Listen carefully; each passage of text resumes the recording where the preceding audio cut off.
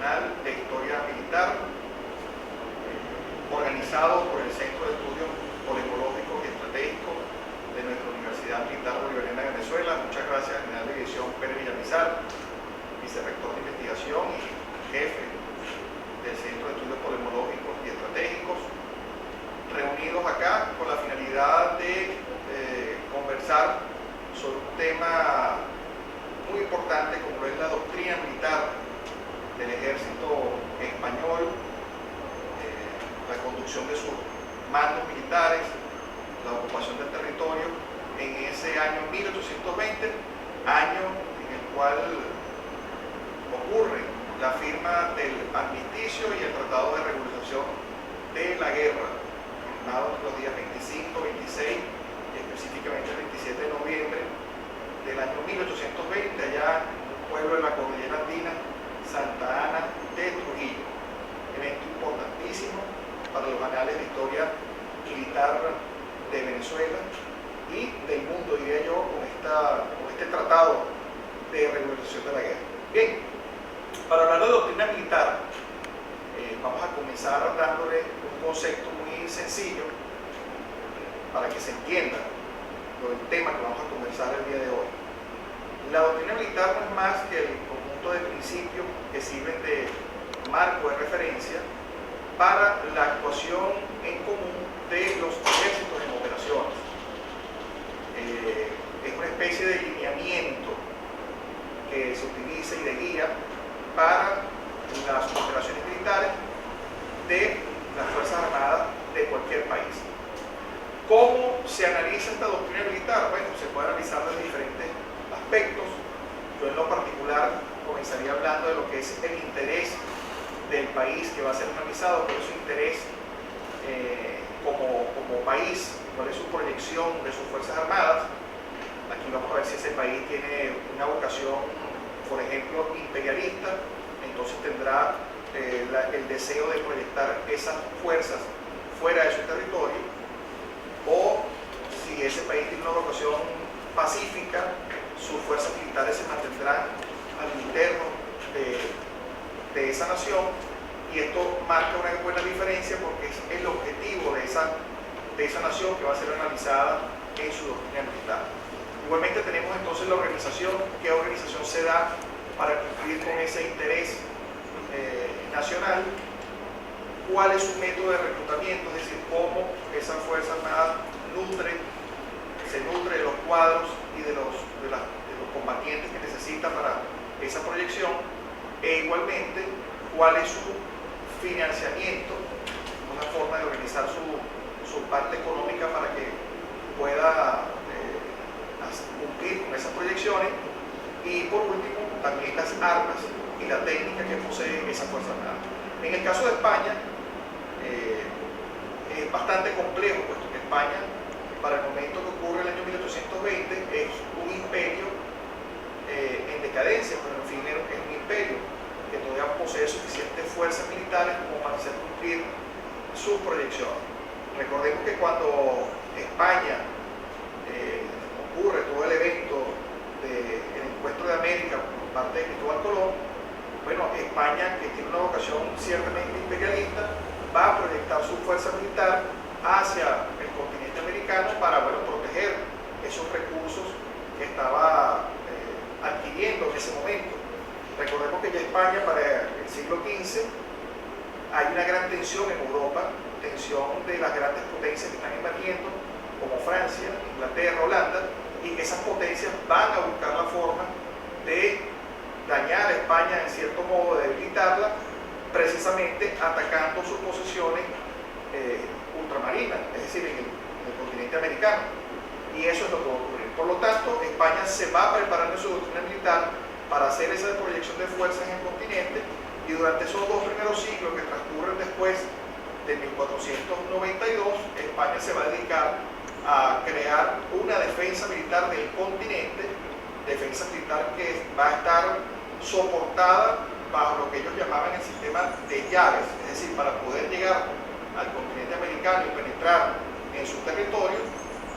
la única forma era hacerlo a través de los puertos principales. Esos puertos iban a estar entonces fortificados y para ello se van a construir una serie de castillos, de fosos, de fortalezas que le van a dar la suficiente capacidad a España para defenderlo de las agresiones externas. Agresiones que, por cierto, no van a dejar de existir, puesto que en esos 2 siglos, tanto Inglaterra como Francia y Holanda le van a disputar numerosos territorios a España en el continente. Inglaterra va a dar golpes bastante graves al sistema de defensa español, tanto en La Habana como en Cartagena de Indias, puesto que este sistema de llave que acabo de mencionar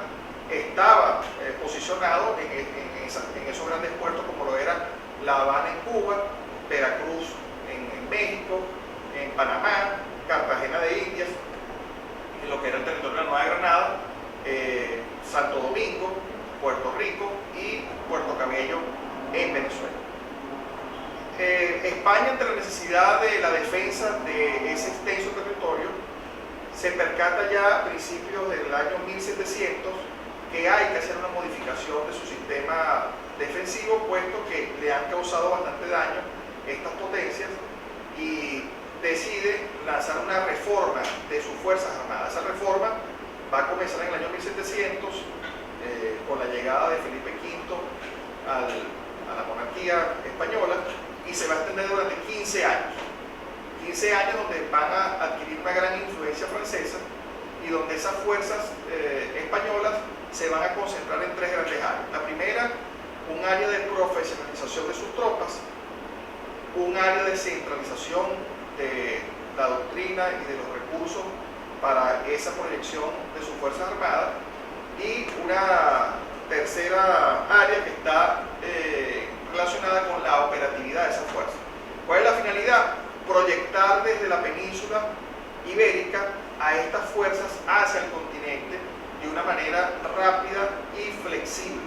puesto que España ya para ese año de 1715 avisora que el gran centro donde se va a disputar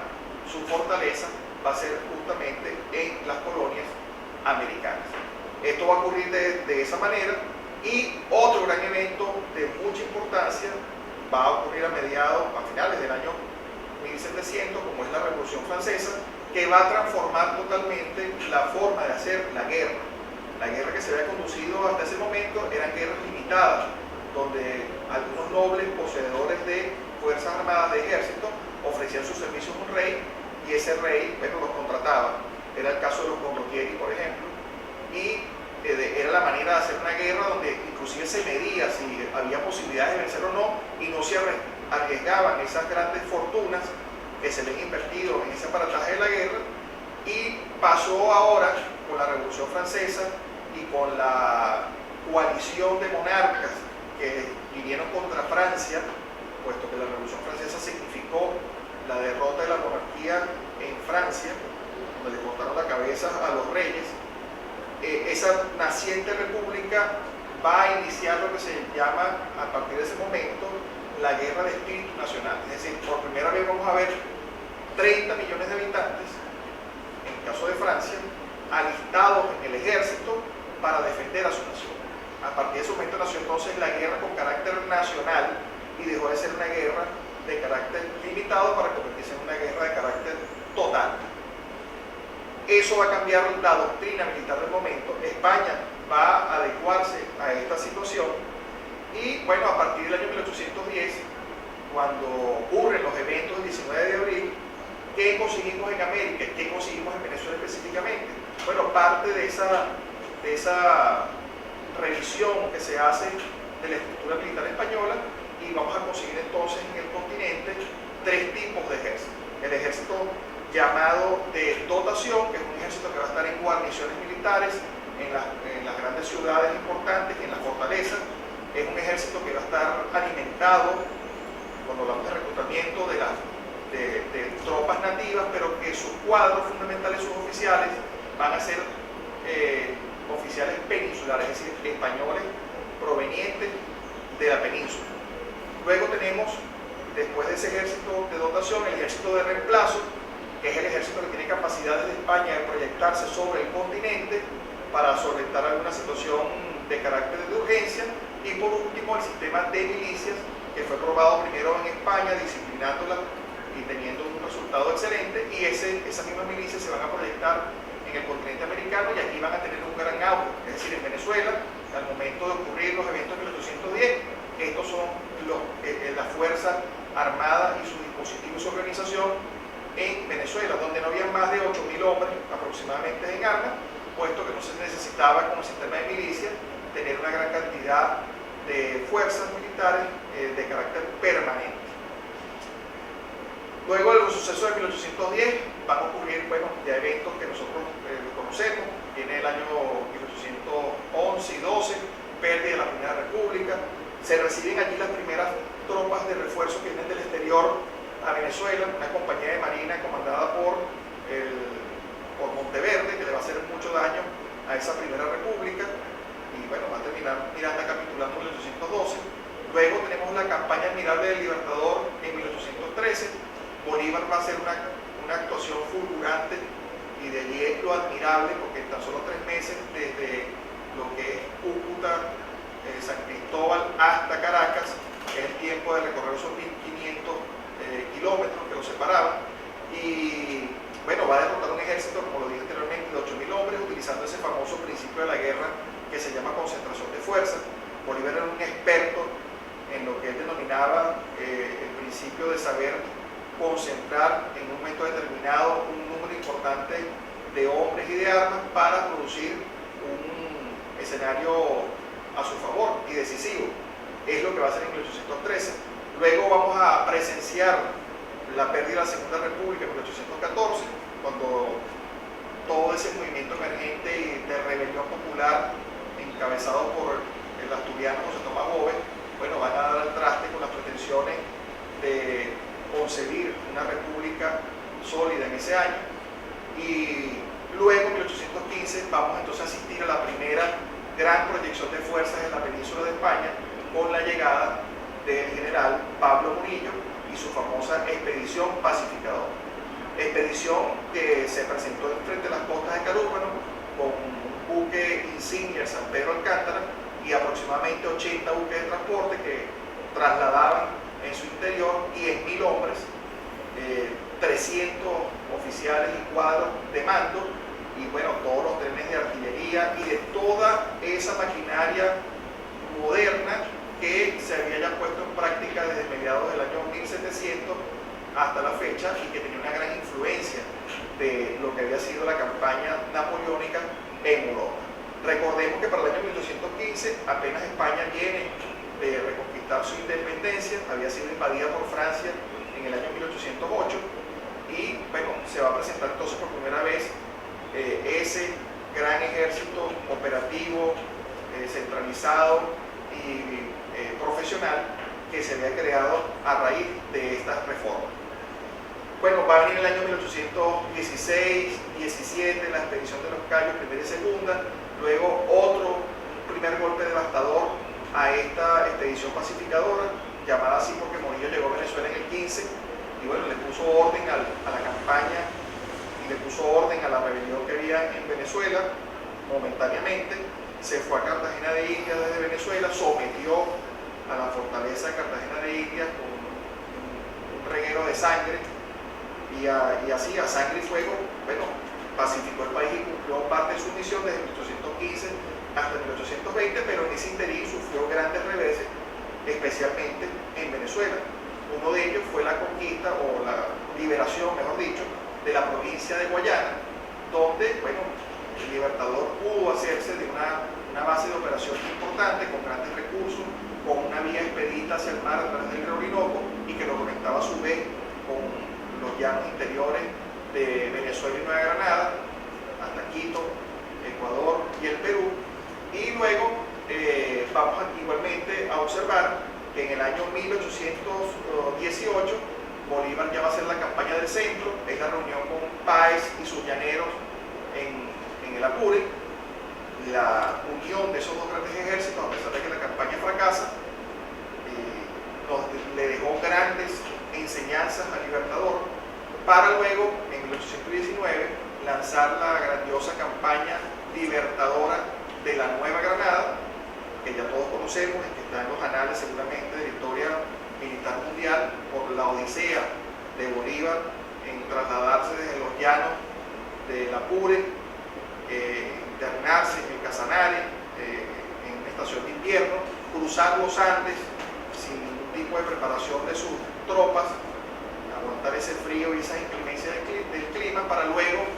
caer en el Valle del Sogamoso y dar la gloriosa batalla de Boyacá, donde derrotó al general Barreiro, apoderándose de Santa Fe de Bogotá y con ello asestando un golpe al corazón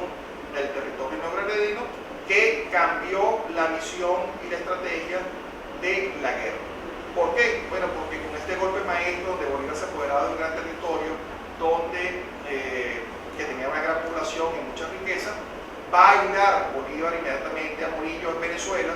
y le va a impedir la conexión con los otros mandos militares que estaban en Nueva Granada. Por eso manda una columna para fijar y atacar y poner en jaque allá al virrey Sálamo en Cartagena de Indias, e igualmente va a mandar una columna hacia el sur para impedir que Aymerich, el teniente general Aymerich, se pueda unir a Morillo, bloqueándole la vía de lo que es Popayán, es decir, Pasto, y la vía de Quito quedaba inmediatamente cortada con esta acción de Libertador. Vistas las cosas así, pasamos ahora al año 1820, ya hemos salido del 19, y en el 20, ¿qué conseguimos el ejército español en Venezuela? ¿Cómo estaban organizados? Bueno, el comandante en jefe era el general Pablo Morillo, ya lo hemos mencionado, jefe de la expedición pacificadora que se envió en 1815. Morillo, bueno, se ha consolidado en Venezuela, ocupa gran extensión del territorio venezolano. Si trazáramos una línea imaginaria a la mitad de Venezuela,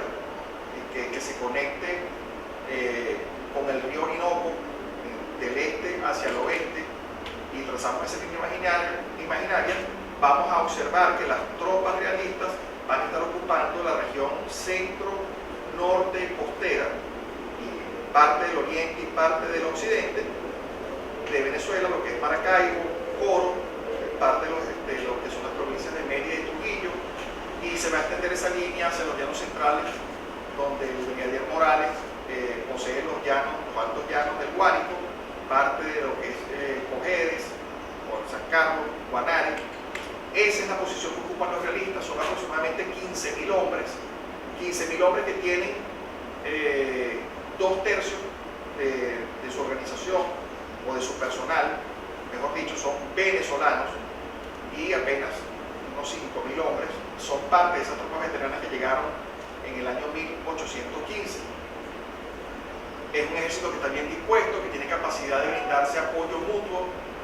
como ocupa una parte rica en agricultura, tiene también mejores recursos, y y Bolívar lo tiene prácticamente, bueno, arrinconados hacia el norte, porque Bolívar ocupa el ejército libertador, la parte sur del Orinoco, en esa línea imaginaria que hemos trazado, ocupa los llanos bajos del Apure, de Barinas, parte también de lo que es el Táchira, y esas tropas entonces tienen una situación un poco más desfavorable con respecto a Morillo, porque las vías de comunicación son escasas, porque son zonas inundables, de mucha enfermedad que le causan al ejército libertador muchísima deserción. Ahora bien, Morillo, ¿cuál es el gran problema? Bueno, sabe ya en el año 1820 que no va a recibir refuerzos de España. Ocurre la rebelión de Riego y Quiroga, y ya el 1 de enero de 1820 comienzan a darse instrucciones para que Morillo tenga que negociar con los llamados, entre comillas, rebeldes, es decir, con el ejército libertador que no era reconocido, y por eso se va a ofrecer por parte de España este armisticio, que Bolívar al principio no va a admitir, pero que luego, viendo las ventajas que le proporcionaba para prepararse hacia una nueva campaña y de mejorar sus tropas y sus condiciones, va a aceptar el armisticio y va a ofrecer también el tratado de regularización de la guerra, que acabó con la famosa guerra a muerte que había decretado España primero contra Venezuela y luego Bolívar en 1813 allá en Trujillo. Entonces esa es la posición de Morillo, sabe que no recibe refuerzos, por lo tanto, a pesar de una posición ventajosa, la moral de ese ejército empieza a disminuir, porque sabe que es cuestión de tiempo en que lo derroten, y esto va a hacer que cuando se firme el armisticio en noviembre de 1820 ya Morillo salga de la escena del juego, se retire en diciembre de ese año y quede al mando de las tropas realistas el general Miguel de la Torre, para entonces recibir a un libertador Simón Bolívar en el año 21 con una campaña bien planificada denominada Campaña de Carabobo, que va a terminar entonces en la famosa batalla del 24 de junio de 1821, derrotando en suelo venezolano a los últimos vestigios del gran ejército español que dominó durante 300 años estas tierras. Bueno, ha sido todo en esta oportunidad y esperemos que haya sido de mucha utilidad. Muchas gracias.